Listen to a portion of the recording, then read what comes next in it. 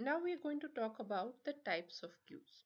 So when we discussed queues, we have just discussed the static implementation and a little bit about the dynamic implementation at the end of the coding part. We'll get to that again a little while later. So circular queue is also a type of queue. The implementation is a bit different because we want to efficiently use our space in the array.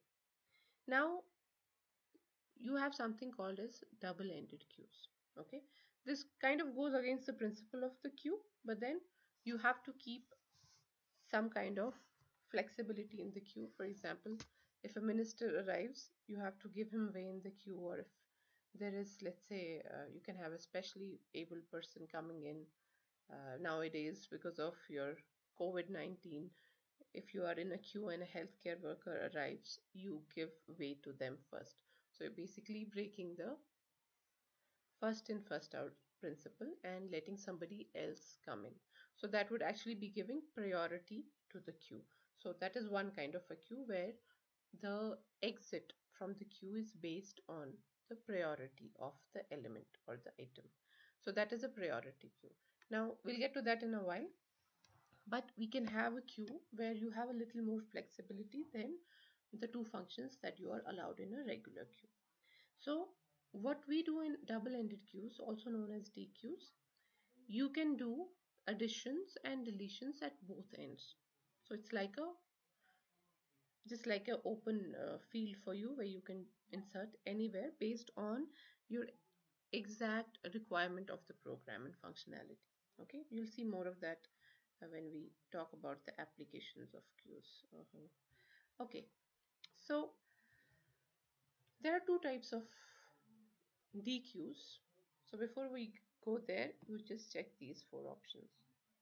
So normally in a queue, you are performing insertion at the end, which is the rear, and you are performing deletion at the front. So 1 and 2 are basic queue operations, which will be present in both your two types of DQs. Okay. Now, when I say input restricted DQ, so you can remember it like this. Your input is restricted to what is generally allowed in a queue. What is the generally allowed input in the queue? The insertion or the input element will be at the rear end. So in an input restricted queue, you can only insert at the rear. You will not allow insertion at the front. So for your input restricted queue, you will have the basic two operations 1 and 2 which are there in the queue, and you will allow deletion at the rear, which is option 4. And when I say output restricted DQ, your output is restricted to what is normal in a regular queue. So you can only delete from the front. You cannot delete from the rear. So you will have in output restricted, you'll have option 1 and 2, which should be there because it is a queue. You have insertion at rear and deletion at front. And since output or deletion is restricted, you'll have you can allow only insertion at the front end. So these are the four operations which you can perform when you talk about double-ended queues. Based on the restriction that these two types have, input restricted will only have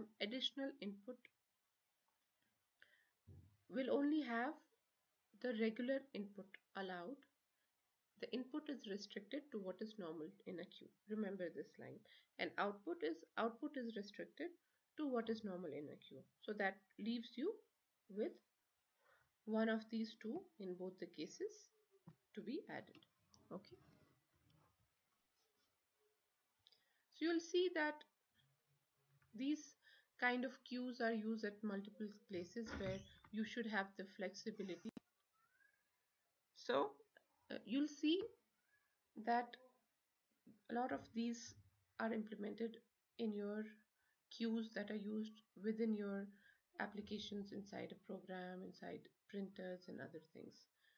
Okay, so now coming to the other type of queues, you have priority queues. Just like I said, if you are in a queue and somebody arrives, there's a healthcare worker, you want to give him way first. So you will give him priority and you will let him go first in the queue. So you're breaking the first in first out protocol in a priority queue, which is okay, because in case of a priority queue we have elements and every element has a priority.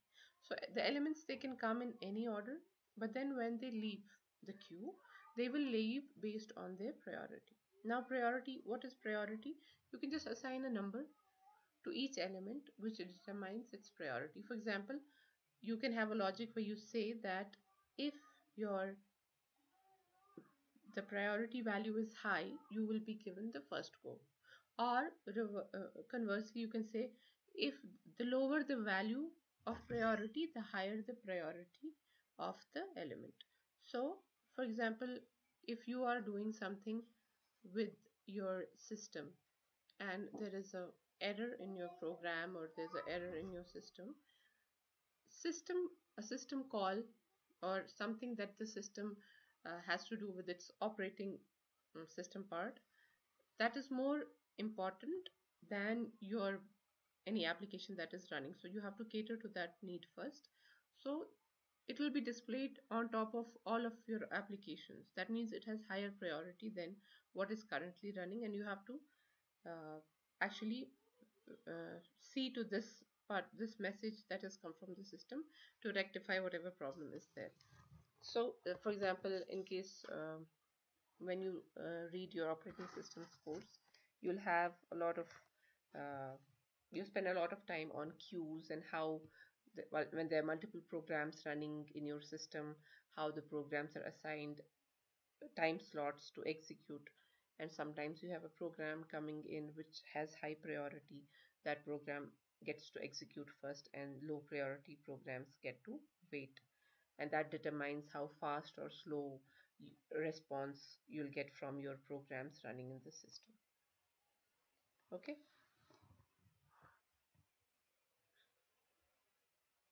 so priority queue also has types.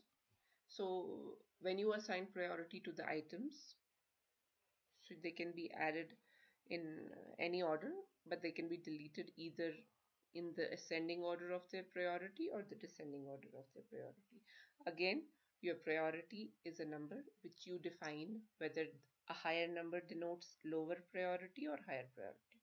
So you can have a priority value where higher number means higher priority, or you can have a priority value where higher number means lower priority, and accordingly you will implement your ascending priority queues or descending. Ascending means you will first help the item with the smallest priority. Help in the sense, if you dequeue, smallest priority element will be the first element which you will dequeue, and in case of a descending priority queue, the largest priority element will be the first element to be deleted.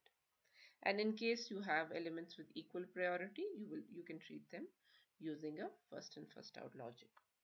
Okay, so when you have items with different priorities and they are there in your queue, so elements arrive and you just push them in or enqueue them in the queue. But when you have to delete, you have to search for the element with the highest or the lowest priority.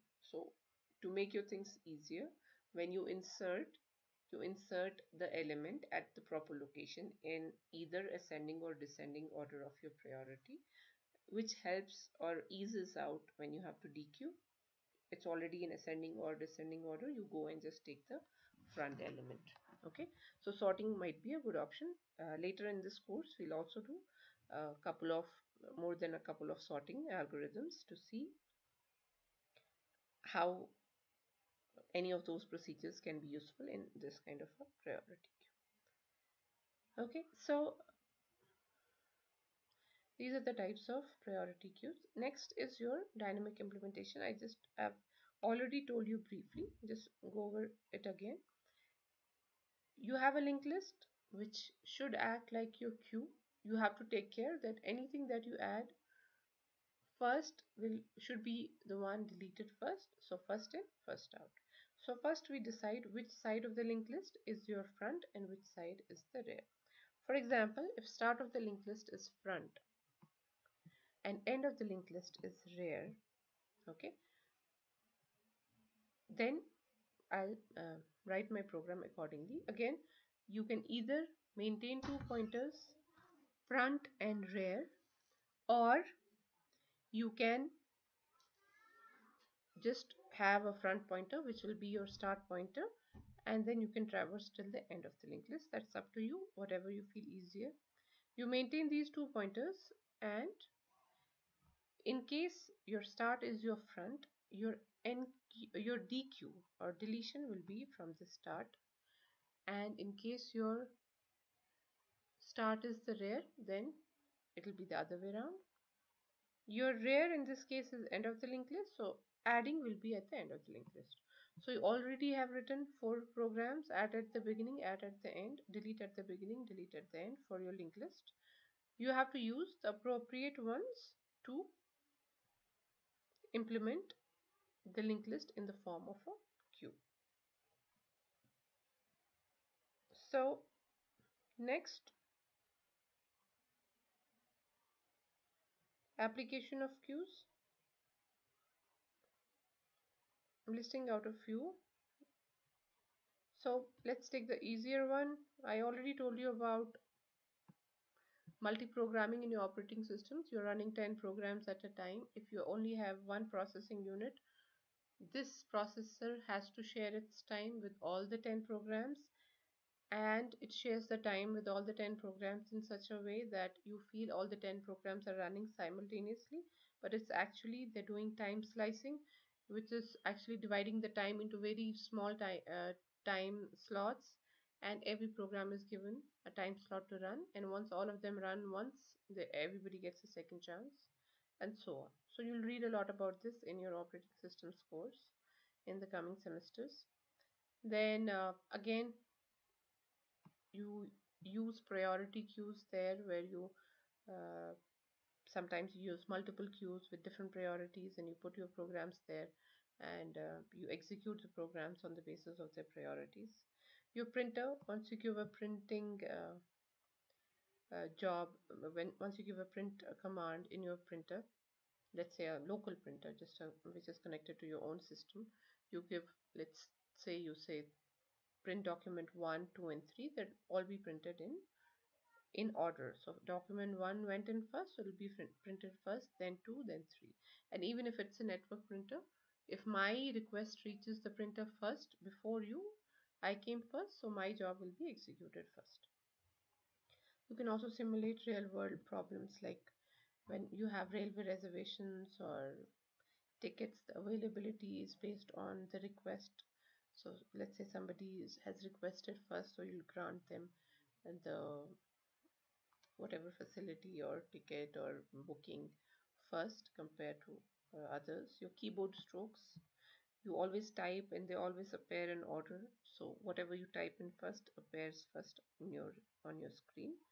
And sometimes if you see, if your keyboard strokes, if your system hangs, or even if when you're typing on your phone hangs, but then once it comes back to life, it prints in the same order in which you had actually typed. So there is a queue that is maintained somewhere in the background, which takes in your keystrokes and displays it accordingly in order, first in, first out.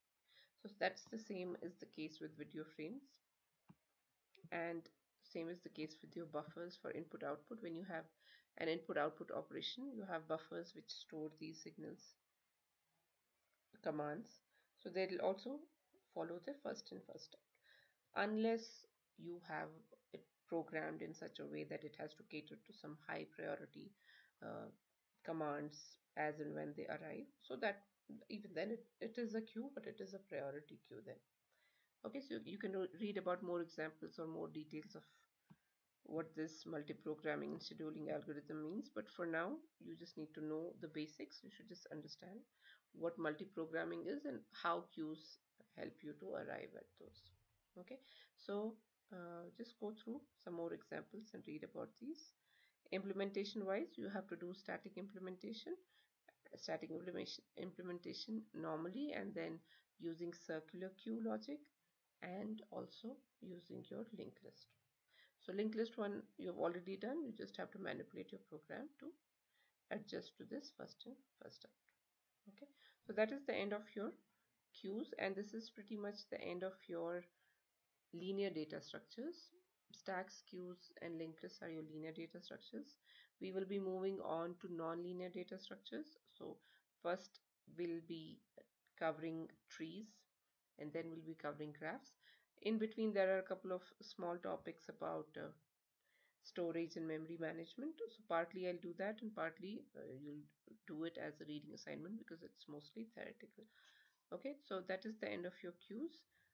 Any questions, you can write back to me through Google Classroom. Thank you.